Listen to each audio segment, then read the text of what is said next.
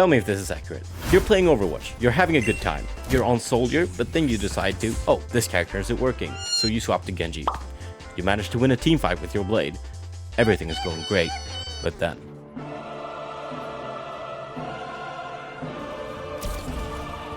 Remember, before I do or say anything in this video, I will probably offend you during the length of it. I will be talking about what your DPS main says about you. Just like the tank video, stereotypes are not always true, but they do exist for a reason. I'm not trying to make anyone mad, so if you feel you can't handle how I talk trash about your main, I recommend you click off the video now. Oh, Genji mains. You are some of the people who's toxic as hell, thinking you're actually hilarious and just being edgy. Now you're probably writing up a comment saying, hey, I'm not toxic. But try to remember, the last game, you didn't write either tank diff or support diff when you lost a match. Yeah, that's what I thought. Genji mains are mainly average players. You get a good blade here and there, but... Just kidding. This is literally you as soon as you blade. And then we have the good ones. And let me tell you, they are good. They got their techniques down, knowing your dash combos and how much damage each combo does down to the decimal. You probably spent hours upon hours playing Genji, because the first time you booted up Overwatch and looked at the heroes, you said, man see ninja, man happy, and just went with it. You get so upset when they nerf their damage, so you no longer check the bat notes, as you know they probably got nerfed.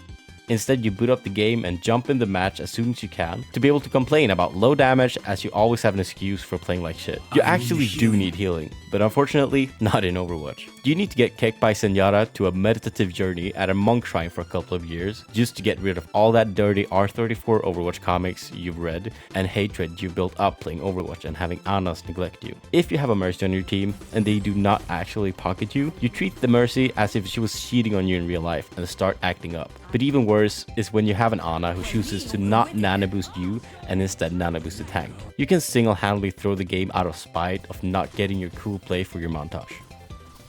No one can hide from my sight. You are the true definition of hit or miss.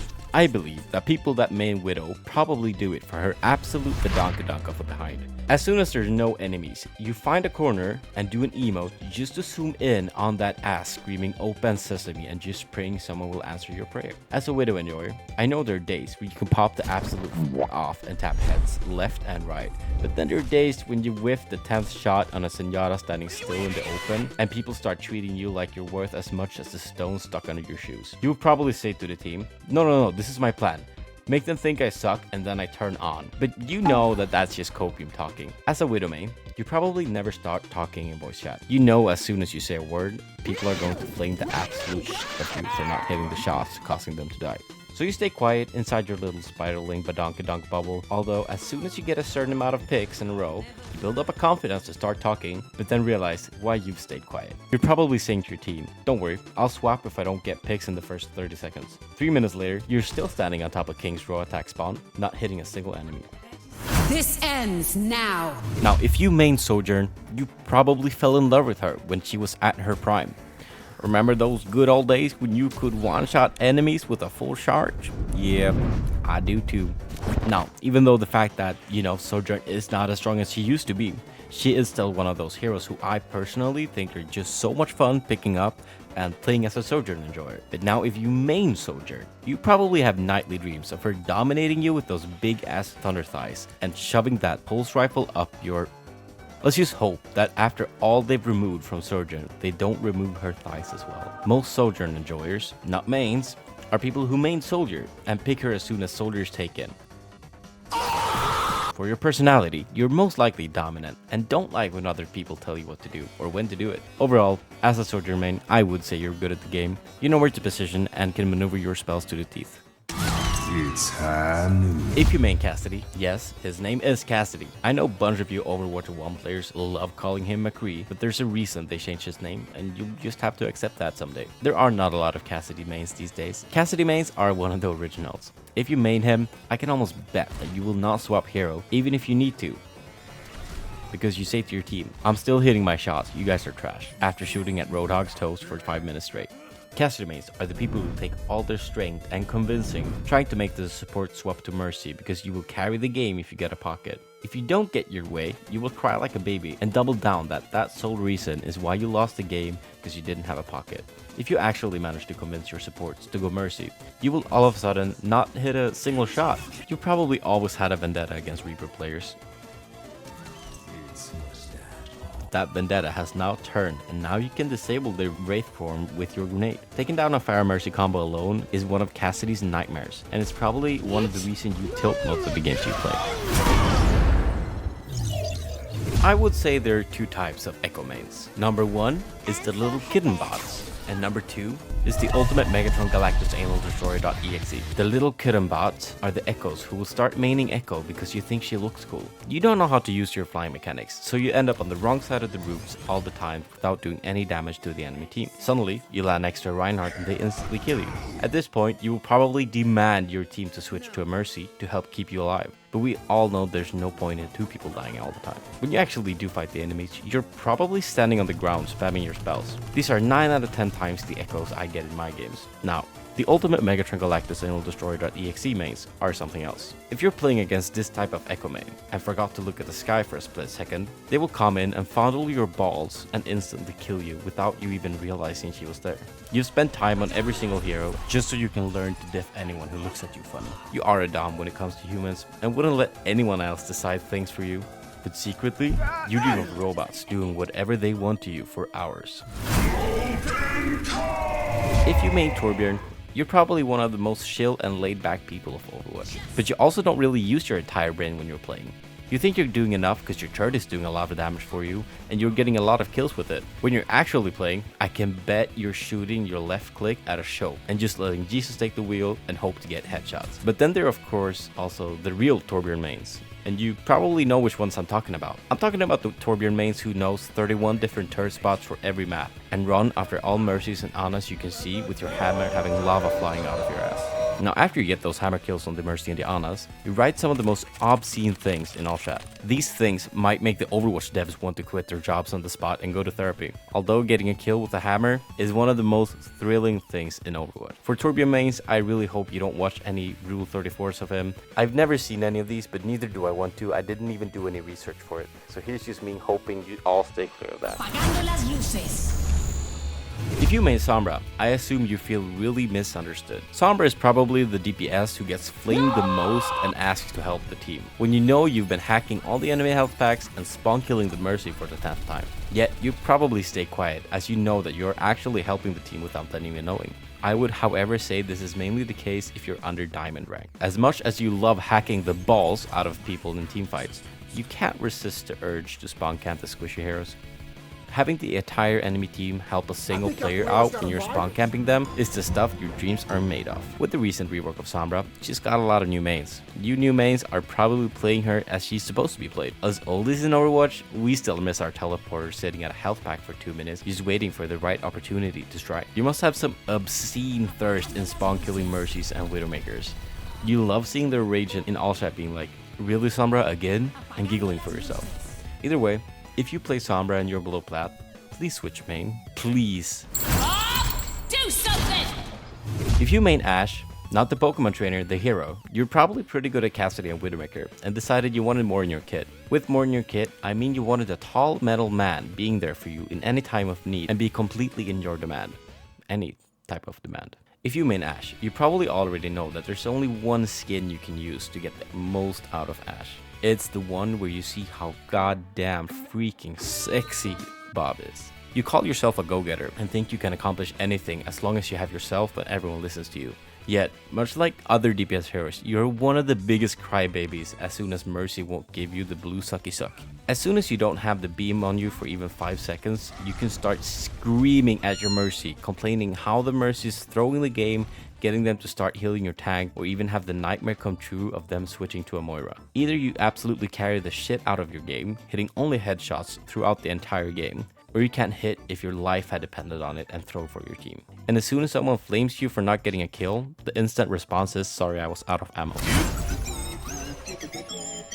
Now, Bastion is one of those heroes who's gone through so many changes to his kit. If you're one of those Bastion mains who've been through them all, you sir are one technosexual person. If you don't know what that is, look it up. Having all these other heroes that are either sexy, cool, or interesting, you choose a f***ing robot? Why?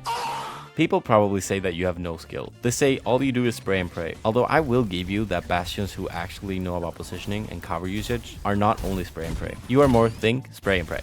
You're probably a pretty fun and outgoing person who likes to talk in voice chat. You could talk about how good your boba tea was that you had 3 weeks ago for the whole game. Even if people complain at you for talking about random shit, you just keep yapping. I would say that you are the equivalent of a Reinhardt main that plays DPS. And if you haven't seen my take on Reinhardt, you can see it here. If you main Hanzo, you probably don't anymore. I'm going, however, to talk about Hanzo as he was before the recent nerfs. Now, if you main Hanzo, you're probably sick of hearing that Hanzo is all luck, no skill. Although this hero does take skill, contrary to what people think. I know the pain of getting one-shotted by a Hanzo shooting randomly at a show, but honestly, it really doesn't happen as often as you think. You feel comfortable sitting the furthest back from a fight, having no danger at all occur to you, and just being able to one-shot people 100 meters away. You're probably pretty calm in real life, and likes to take things slow. You might even have some built-up sadness that you try not to think about until you start singing karaoke, just like Hanzo. You're not a very outgoing person and prefer to be alone with your thoughts. Although as soon as some alcohol hit your body, you can party like there's no tomorrow. As much as I would love to say that Junkrat is one of the easiest heroes to play, in higher elo, I have no idea how you actually manage to do it. In lower elos, Junkrat players only shoot randomly, just praying to God that they hit something. As you rank up with Junkrat, you'll learn skills that definitely isn't applicable to anything else in life or any other Overwatch hero. Somehow, you learn the exact trajectory of a grenade launched at 43° left upwards angle that will boop the descending echo on her head, and no longer need to think when you're firing the shot, you just fire them. I think no Junkrat main is truly sane, but you are for sure dedicated. If you put your mind to something, there's nothing that can stop you, except for Reinhardt. But when you hit a support hero, you can chase that support hero to the end of times, just to get that sweet relief of you exploding them into bits and pieces. In high ranks, people mainly use the tire to kill the supports in the backline. This is something that I, as a mainly support player, absolutely hate. You mains are actually evil. You love spawn camping the support, spamming your voice line. Hang in there. And as a support, I know that I can't do jack shit versus a Mei blasting me with cry. I don't want to do this no more. If you get solo ulted by a Mei, you feel like you're standing in front of the stage of 30 people and you're completely butt naked and unable to move. People who main Mei have mastered the art of ice dildos. I'm not talking about blocking the enemies from their team. I'm talking about the Mei walls that could block Kiriko ultis, Roadhog hook, and Reinhardt chatters. These ice walls are some of the scariest things in Overwatch. Justice reigns from above. Now, let's say it once and for all. Pharah mains are the biggest mercy whiners. As soon as you get into a game, the first question you pop is probably, can we have a mercy? As you insta-lock Pharah. If you're a Pharah main, you refuse to ever switch your hero. It does not matter if the enemy teams plays Ashe, Soldier, Baptiste, and Ana to counter you. You continue playing Pharah, as you secretly don't know any other DPS heroes. The more damage a Pharah main does, the more ego you get. But as soon as you hear the phrase, can we swap out Pharah, your ego gets completely shattered. Therefore, I don't think Pharah mains have it all that easy. I don't know who would choose to main Pharah. You can shoot at a running soldier and hit all your shots just by muscle memory. You probably have wet dreams about Mercy's suck, giving you the blue suck for the entire game. Now, this is what keeps you going and motivated to jump into another game of 20 deaths and all counters. I've got you in my sights. If you main Soldier, you are a lone wolf. You love his kit and being able to survive on your own. You picked up Soldier because you were new and you came from other FPS games, and he was what you felt most comfortable with. Either you come from CSGO, Apex, or COD, he's a good mix between them all. But if you main Soldier now, you probably only play Soldier, simply because everything else feels wacky and you perform like most likely, you're spending 80% of your time in Overwatch in aim labs, trying to learn how to get that perfect recoil and follow accuracy. You Soldier mains always complain about how they're doing the most and topping the damage charge, but all you did all game was shoot at a Roadhog. Besides that, you're probably an average Overwatch enjoyer who don't play it too much, but every time you do play, it's life or death if you win or lose. Oh, Symmetra. You probably don't understand why you annoy the absolute shit of everyone else, but let me break it down for you. As a Symmetra main, you are not really playing a very challenging hero. As soon as things don't go well for you, you start complaining on everything and everyone, and what they did and what they did wrong. Yes, of course, there are the top 500 Symmetras who are actually skilled at Symmetra and knows her in and outs, but the rest of you Symmetra mains are scums. You play her on every map and don't really know anything else. You put your teleports up and scream at your team to take them to simply end up at the enemy front line with your supports and dying. Then, of course, you have to flame them for not doing anything. Special delivery! If you're one of the true Tracer mains, you are probably one of the most scary players in Overwatch. You have such an incredible awareness of what's happening around you that you catch a fly in its wing. If you've ever played against a really good Tracer, you know that you start feeling it's pointless to even react when she starts doing laps around you. You are the definition of a DPS glass cannon. You can never let your guard down, as almost every other hero can one-shot you if you forget yourself for a small second. Just like the old Maze and Sombras, you love spawn camping the enemy supports. After killing them for the 4th time and spamming, ever get that feeling of deja vu? You crack down laughing so hard. As a Tracer main, I believe you are pretty cocky, as you know that you're better than most people playing Overwatch. But that's okay, because we know it too. Excavation initiation! Now, Venture is so new that there are probably no real mains yet and not much to say. Although one thing I can say for sure is that Venture mains are going to be the previous Sombra and Tracer mains who transitions into a more versatile hero. Venture has abilities like no other Overwatch hero, and so far playing them and against them is really bad and good at the same time. I've encountered a couple of good Ventures who has been already figured them out piece by piece and completely destroying me in 1v1s. Now, I don't really have an issue yet with Venture players, so therefore you dodged the bullet this time. If you main Reaper, one might assume that you as a person is dark and filled with vengeance towards anyone that ever wronged you. However, that's usually not the case. Alright, take some extra copium now, Reaper mains. You need to hear this. Reaper mains are a bunch of little brats who think they're always right. Almost every Reaper main I've played against have complained the entire game, always attacking the worst performing player on your team. We get it. You see yourself as a villain in your story, and you kinda give off the same main character energy as a Doomfist main, but being a villain doesn't mean you need to be petty and blame everything on everyone else. And you're not like some other DPS mains who complain but still play decent yourself. You simply complain as soon as you have 200 more damage than the other DPS at a second DPS diff, as you 5 seconds later Beyblade alone into the enemy team just to get insta-slapped. Now, if you're a Reaper enjoyer, none of this I said before applies to you. You switch to Reaper to have fun or to counter a monster. Now, I do have a sidebar, and that is that I think a Reaper main is a total phase. Something that you have to grow out of when you've learned that everything is not always other people's fault. But until then, just keep Beyblading. Now, thank you guys for watching to the end of this video, and thank you so much for all the love on the previous video. If you haven't seen that yet, I'll link it in the description. I hope you enjoyed my take on DPS mains. If you agree or disagree, please let me know in the comments. Next up is support mains who's gonna get slapped. But until then, bye!